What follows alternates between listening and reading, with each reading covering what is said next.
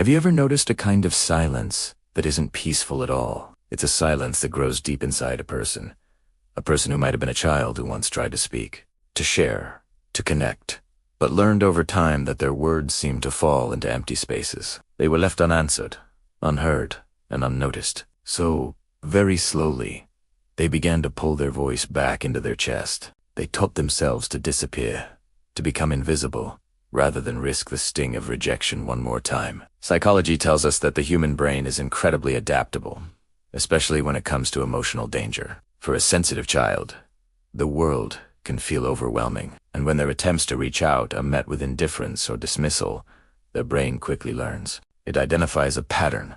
Speaking up equals pain. So, what's the safest strategy? It's not rebellion or acting out, as you might think.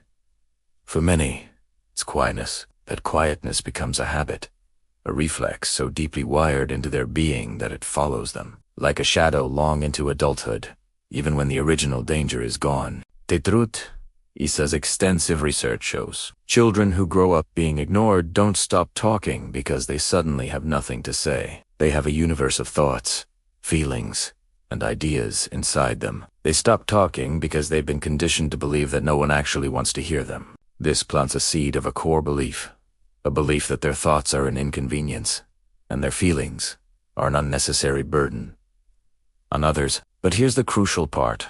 This belief was never theirs to carry. It was never a reflection of their worth. It was the world's failure to meet them where they were, not their failure to express themselves. Sometimes, this profound silence begins with something seemingly small. Imagine a child, their eyes wide with excitement, running to share a newly discovered treasure, a shiny rock, a drawing they're proud of, only to be met with a distracted "not now."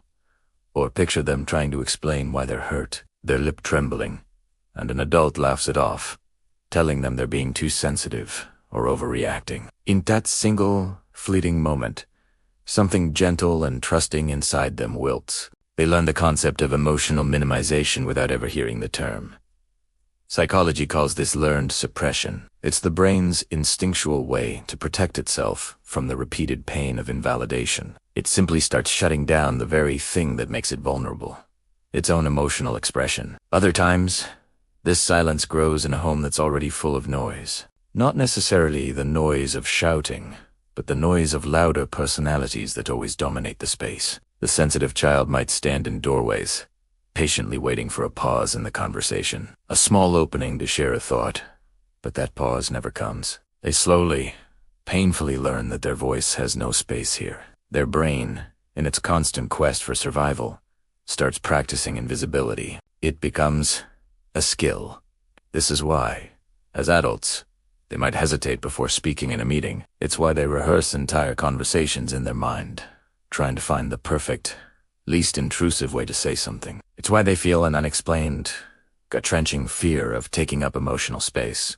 Even with people who love them, they're no longer that small child pressed against a wall, but their nervous system still remembers the deep-seated need to not be a burden. And then there are the children who silence themselves out of a profound sense of responsibility. These are the ones who often mature far too early. They become keen observers of the emotional landscape around them, learning to stay quiet so that others don't break. They learn to swallow their own feelings of their sadness, their anger, their fear, because someone else's feelings always seem to matter more. This is a dynamic psychologists call role reversal, where a child is forced to become the emotional caretaker for the adults in their life. Years later, these adults find it incredibly difficult to express their own needs. Somewhere deep inside, a script is still running.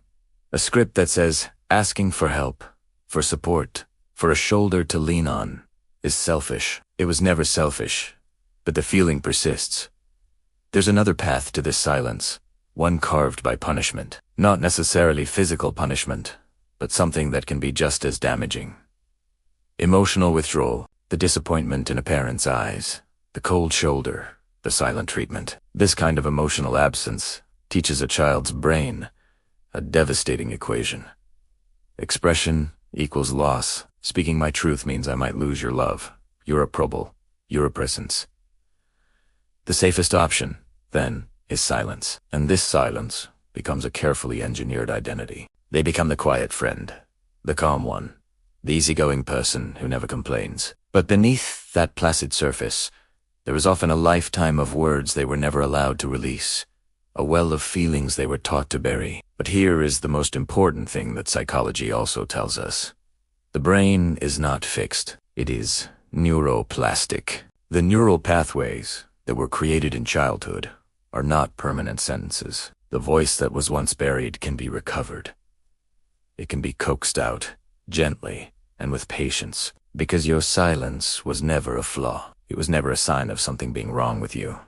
It was a shield. And shields are meant to be used in times of war, but they can be lowered when you finally feel safe. So if any of this resonates with you, if you are that grown-up child who learned to be quiet, please understand this.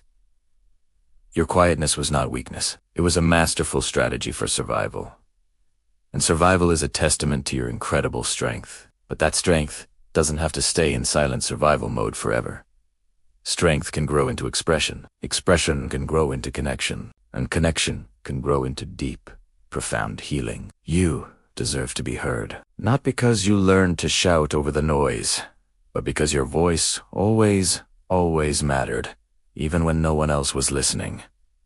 Thank you for listening. If this story touched you, consider sharing it with someone who might need to hear it too. Follow for more insights on our journey to healing.